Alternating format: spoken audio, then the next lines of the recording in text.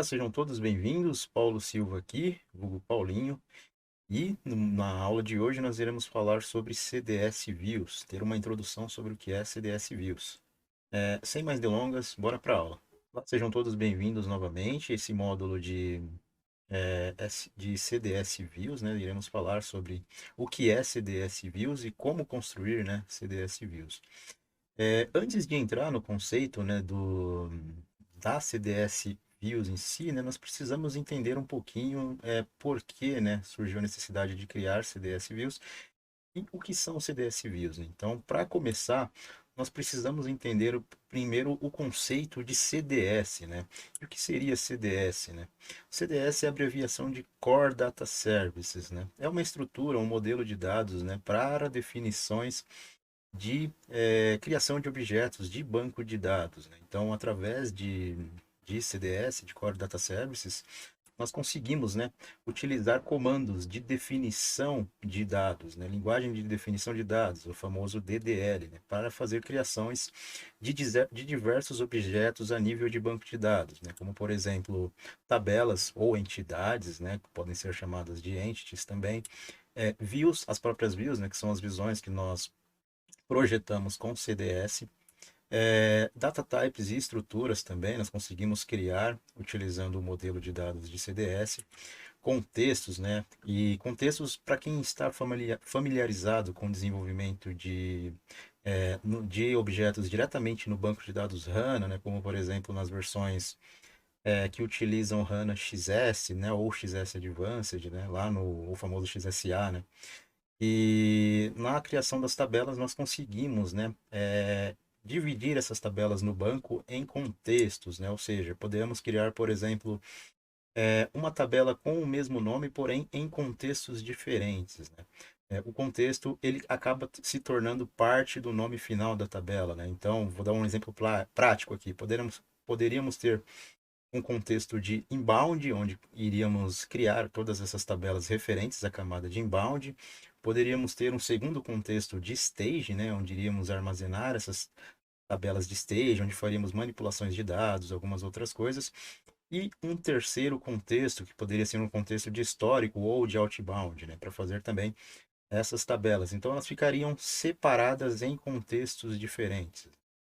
E também associações, né, que são os relacionamentos que fazemos entre os objetos, entre as tabelas.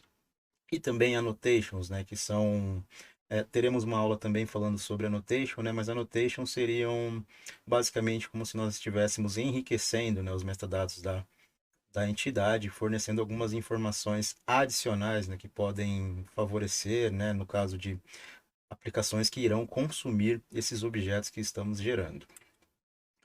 Mas qual a necessidade disso, né? Por que que eu tenho que aprender, né, a construir minhas CDS Views? E por que do Core Data Services, né?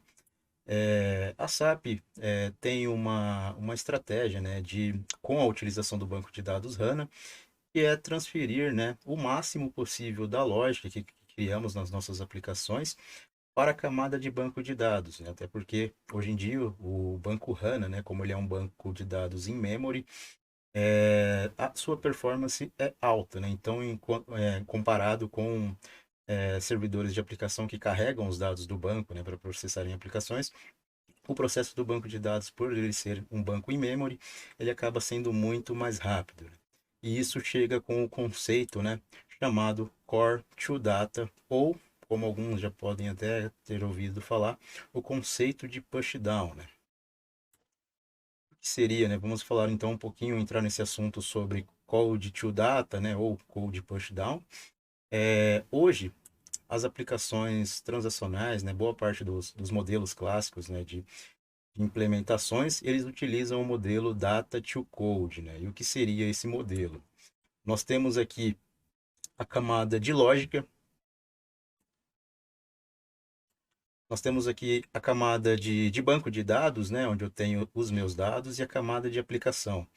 Então, boa parte dos sistemas que construímos, né, nós buscamos os dados que precisamos no banco de dados e realizamos a lógica aqui no servidor de aplicação, né? Então, o triângulo invertido aqui mostra que a base, né, o fluxo maior de código está no lado, né, voltado para o lado da camada de aplicação, deixando aqui o banco, né, com o mínimo esforço possível.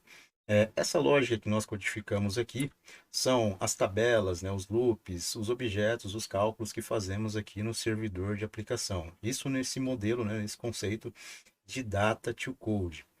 O modelo de pushdown ou code to data, né, ele é um pouco diferente. Ele é o inverso do data to code, né? Então toda a lógica, né, está concentrada aqui, ou pelo menos boa parte da lógica está concentrada na camada de banco de dados, e a camada de aplicação, ela fica com uma lógica mínima, né, com menos esforços aqui, o que acaba gerando, né, ganhos de performance em diversos tipos de aplicações. E essa lógica no conceito de pushdown, né, ou code to data, nós realizamos através de CDS views, expressions, né, e SQL functions, procedures, todos esses objetos de artefatos de banco de dados.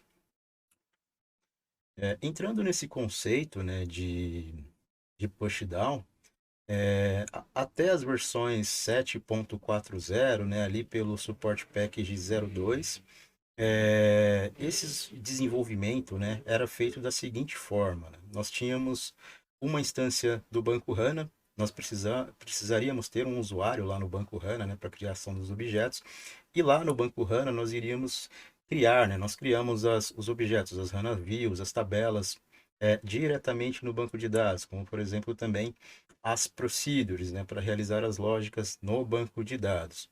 E para que esses objetos ficassem disponíveis, né, na instância BAP, nós precisaríamos construir outros objetos, né, para consumir esses objetos do banco de dados HANA. E esses objetos para views, utilizamos external views, né, que faz esse papel de criar a interface de comunicação entre o servidor ABAP com o banco de dados HANA, né, para abstrair essas HANA views. E através de Procedure Proxy, né, que é um outro objeto de desenvolvimento também, que faz esse link, né, com o banco HANA para consumir ou executar uma determinada procedure. Só que isso gera um custo de desenvolvimento maior, né? Porque quando fazemos nesse modelo, né, nessas versões, toda a parte de transporte, né, quando fizemos alguma alteração, do lado do banco HANA, nós precisamos fazer através do processo de deploy, né? Então, via deploy de servidor para servidor. E isso notifica, né, o HANA Transport Container. Então, esse cenário aqui, por ser exigir, né, às vezes o dobro de desenvolvimento, né, acaba sendo não sendo um cenário ideal, né? Porém, era o que era possível fazer, né, nas versões 7.4.0, até as versões do Sport Package 02, né? Por que, né, que isso acaba sendo custoso, né? Qualquer alteração que nós fazemos em um objeto, por exemplo, na camada de banco de dados, nós teríamos que refazer também na external view ou no procedure proxy, né, para adaptar a necessidade que foi gerada lá no banco de dados. Isso acabava gerando inconsistências no modelo, né? Então tinha que ter uma série de atenções. Porém, isso já nas versões a partir do Support Package 05, né, entrou o conceito de top-down, né? Ou seja, agora o desenvolvimento nós conseguimos iniciar na instância BAP, né? Então, como que seria esse desenvolvimento, né? Nós conseguimos criar diretamente através de ferramentas, como por exemplo a BAP Development Tools lá no Eclipse, as CDS Views, né? E também, no caso das procedures, os Management Database Procedures, né? Ou AMDP. E esses objetos, quando nós ativamos, né, quando nós realizamos a ativação desse objeto no ambiente, a interface, o próprio framework do modelo de CDS, ele cria no banco de dados, né, essas HANA Views e as HANA Procedures, né? Então, nós partimos aqui do servidor ABAP criando esses objetos diretamente lá no banco de dados, né? E o processo de transporte acaba sendo utilizado, né, o processo comum de transporte de requests padrão via CTS, né? Então, esse modelo é o modelo mais adotado, né? Para quem já está acima das versões 7.40, né, do Support Package 5, já pode iniciar a construção, né, de com a lógica no banco de dados, utilizando esse approach, né, chamado de approach de top-down. E agora, né, falando basicamente sobre o tema desse curso, né, nós chegamos aqui no ponto onde entram as CDS Views, né? Então, o que seriam as CDS Views? São visões que nós criamos para refletir, né, para extrair dados de outras tabelas ou até mesmo de outras visões, né? É, buscando no banco de dados e trazendo a informação já tratada, né, já filtrada para o usuário final, né?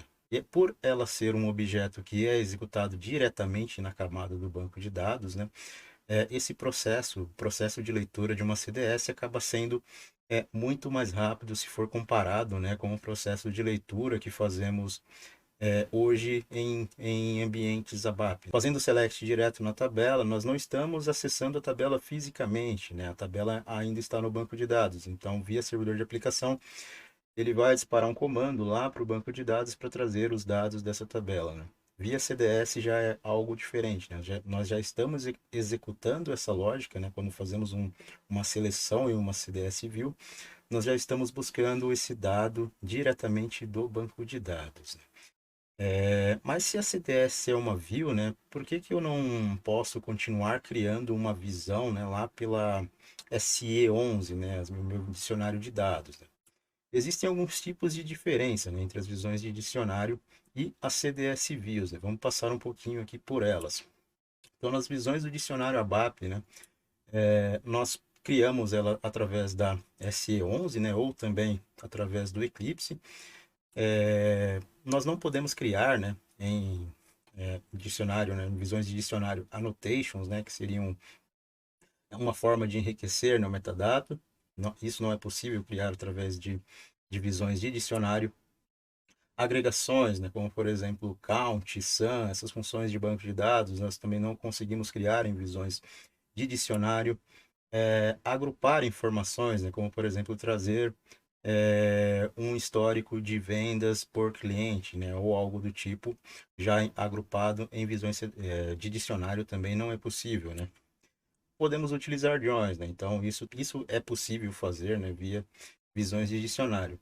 Agora vendo as visões do tipo CDS, né, as CDS Views, somente podemos criá-la, né, através do ABAP Development Tools, né, lá pelo Eclipse. Então não conseguimos criar CDS hoje utilizando o SAP GUI. A CDS possui annotations, né, que permite enriquecer, né, os metadados, inclusive para quem utiliza, né, consumo de CDS via aplicação Fiori, né, já pode até criar as annotations ali para facilitar o desenvolvimento, como por exemplo o uso do Fiori Elements, né, que você através de annotations já gera o código ali para o front-end, para as aplicações, utilizando os controles Smart. Em CDS é possível utilizar as funções de agregações, né? Então podemos utilizar em CDS as funções SQL de aggregation, como sum, count, min, max, né? Para trazer esses registros já utilizando essas agregações. Podemos utilizar também agrupamento, né? E podemos utilizar a cláusula de group by, né, na CDS para trazer esses dados já de forma agrupada e organizada. Com CDS também é possível utilizar joins, né? Então, além de joins, nós conseguimos utilizar os recursos de union e union all, né? Que são recursos nativos do SQL. Então, na construção de CDS, conseguimos utilizar também isso em runtime. Utilizar expressões case, né? Então conseguimos fazer lógicas ali no momento do select, né? Então, de repente, de acordo com o valor de um determinado campo, né? Utilizar uma expressão case para retornar algo desejado. Também permite, né, parâmetros de entrada, né? Então podemos utilizar um parâmetro de entrada para filtrar ainda mais os dados da CDS, né? Já que a ideia, né, de utilização de CDS seria que nós fizéssemos a lógica, né, no banco de dados para tratar o máximo possível, né, e minimizar o uso trazer o mínimo possível de dados para a camada de aplicação, né? Então, esse recurso de utilização de filtros acaba sendo muito útil se já aplicarmos em uma CDS View. Por hoje eu vou ficando por aqui e eu espero vocês na próxima aula.